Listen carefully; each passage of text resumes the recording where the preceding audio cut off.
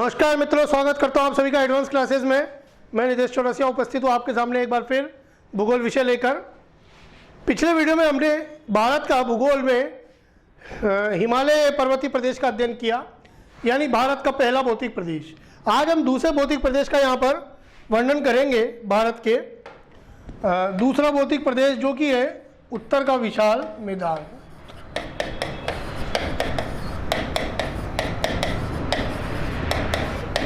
उत्तर का विशाल मैदान देखिए, जो भारत का मानचित्र था इसमें हम देखेंगे कि जो हिमालय के दक्षिण वाला भाग है, यानी ये पूरा जो भाग नज़र आ रहा है ये उत्तर का विशाल मैदान है। तो पहले इसकी विशेषताएं देख लेते हैं कि इसकी विशेषता क्या क्या है। पहली बात, किसका अवशेष है ये? तैतीस सागर का। तो तैतीस सागर का अवशेष है। तैतीस सागर क्या है इसके बारे में बता चुका हूं मैं आपको। या तो तैतीस सागर के अवशेष है भारत में, या गोंडवाना लेन के ज़्यादा है। फिर इसके बाद जो इसका निर्माण हुआ है, इसका निर्माण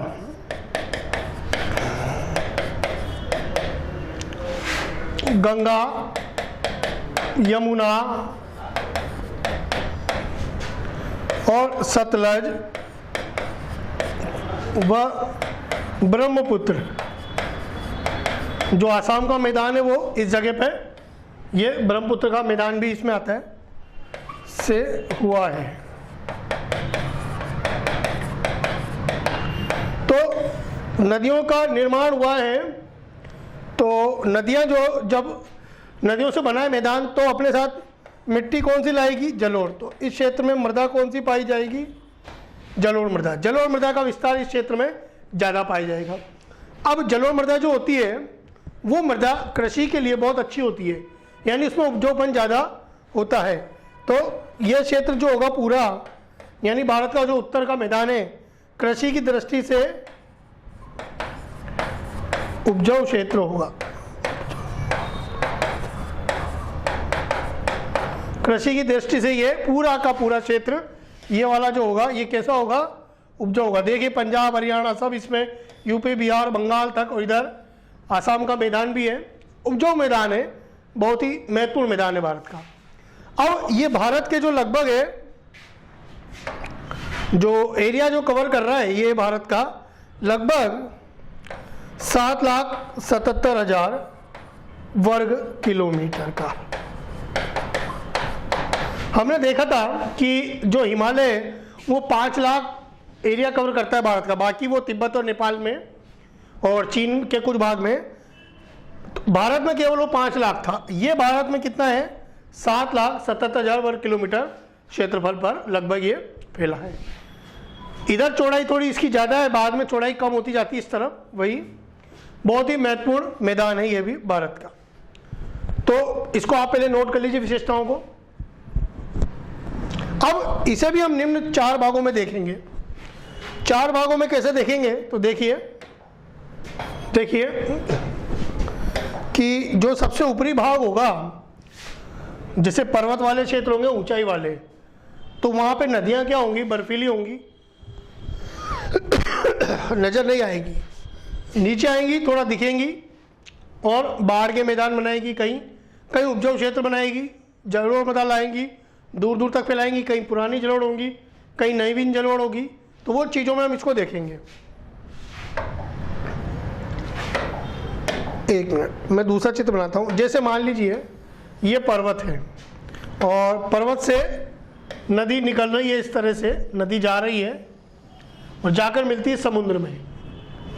अब नदी अपने साथ कई सारे, जैसे जहाँ से पहले नदी निकल रही है, क्षेत्र कैसा होगा? कंकड़ पत्थर से युक्त क्षेत्र होगा। और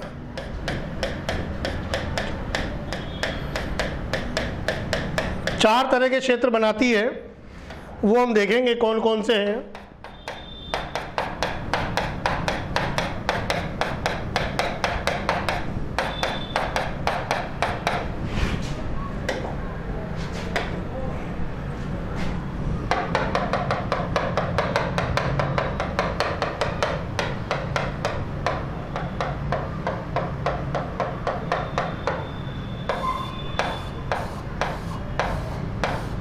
बाद में डेल्टा भी बनाती हैं।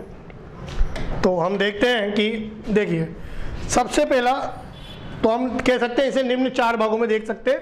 पहला भाबर। भाबर क्षेत्र कैसा होता है? कंकड़, पत्थर व चट्टानों से युक्त,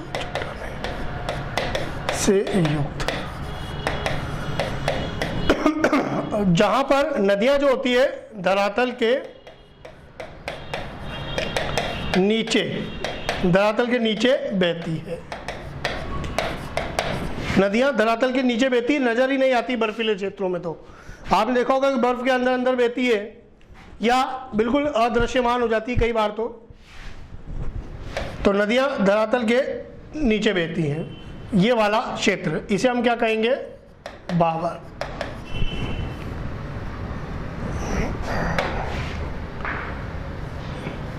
फिर नदियां, दूसरा भाग नीचे आया तराई के मैदान में। नदियां स्पष्ट नजर आती हैं, बढ़िया हरा भरा क्षेत्र होगा ये। और कैसा होगा? थोड़ा दलदली या गीली मिट्टी का, गीली मिट्टी आपको देखने को मिलेगी, दलदली भाग देखने को मिलेगा। ये तो भाबर हो गया, ये तराई हो गया आपके। तो यहां पर जो नदियां हैं इसकी खासियत है स्पष्ट रूप से नजर आती है। रीड में पूछ भी चुके हैं कि जहां पर नदियां स्पष्ट रूप से नजर आती है क्या कहलाता है? तराई का मैदान। देखिए भाबर में, ये फोटो आपको नजर आ रहा है, भाबर में ये जो नदियां हैं ये गायब हो जाती हैं और तराई में स्पष्ट रूप से नजर आती है। जैसे जैसे आगे बढ़ेगा तराई का मैदान बढ़ता जाएगा और हरियाली भी बढ़ती जाएगी। भाबर में कंकड़ पत्थर थोड़े ज्यादा होंगे, ये देख रहे हैं आप पत्थर, ये वाले पत्थर इस तरह के ज्यादा होंगे ऊपर वाले क्षेत्रों में, जबकि तराई में ये कम होते जाएंगे और छोटे छोटे पत्थर रह जाएंगे जो इस तरफ नजर आ रहे हैं। जैसे जैसे ये छोटे होते जाएंगे तराई का मैदान बढ़ता जाएगा। फिर इसके बाद हम आगे देखते हैं तीसरा भाग देखते हैं। अब तीसरा है बांगर, या इसे बांगर भी कहते हैं। अब इस क्षेत्र में क्या होगा कि ये जो नदियां अपने साथ मिट्टी बहा के लाई हैं कैसी हैं? जलोढ़, और ये पुरानी जलोढ़ मृदा वाला क्षेत्र है। पुरानी जलोढ़ मृदा यहाँ पाई जाएगी, जहां पर दूर दूर तक फैला हुआ है। बाढ़ का पानी आसानी से नहीं पहुंच पाता, नहीं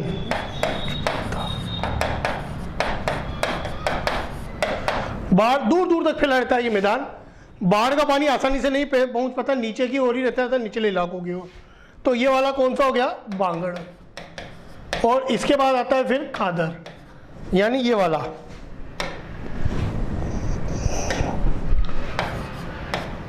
खादर।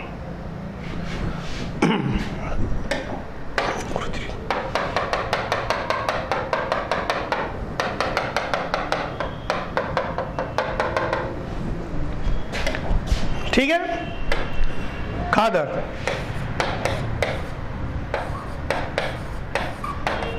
ये होता है नवीन जलोढ़ मृदा वाला, जो बिल्कुल बारीक मिट्टी होती है, चीका मिट्टी जिसे हम कहते हैं, वो इसमें हम देख सकते हैं। नया जलोढ़ है, प्रतिवर्ष आता है, तो जाहिर सी बात है जो इसका उपजाऊपन है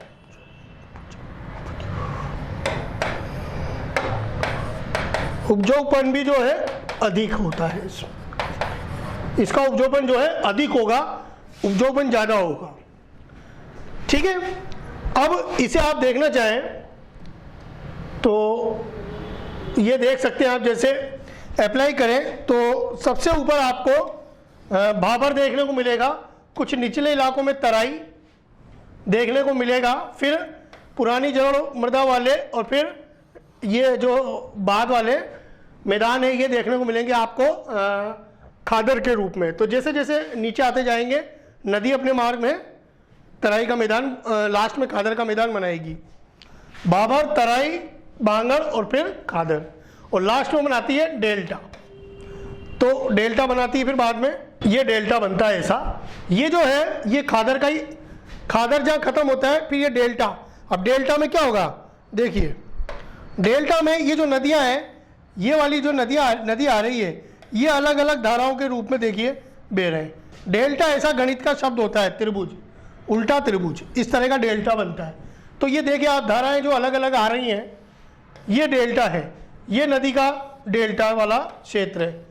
कई लोग इसमें भी कृषि करने लग गए हैं, बहुत उपजाऊ क्षेत्र होता है ये भी, जैसे जूट की कृषि होती है, बहुत सारी चीज़ें अलग अलग, इसमें भी अलग अलग पेड़ पौधे भी, जड़ी बूटी वाले भी इसमें उत्पादित हो सकते हैं। तो ये क्षेत्र आपको देखने को मिलेगा। ठीक है, तो ये 4 मैदान है, आप नोट कर लीजिए इसको भी, बाद में डेल्टा बनेगा। जो डेल्टा है वो खादर का ही बड़ा हुआ भाग है, तो मैं छोटा करके लिख देता हूं नीचे, 5वां नहीं, ऐसे लिख देते हैं, डेल्टा, डेल्टा खादर का ही आगे बड़ा हुआ भाग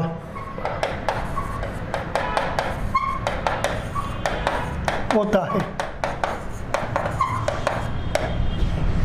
ठीक है, तो नोट कर लीजिए, चित्र बना लीजिए एक बार इस तरह का।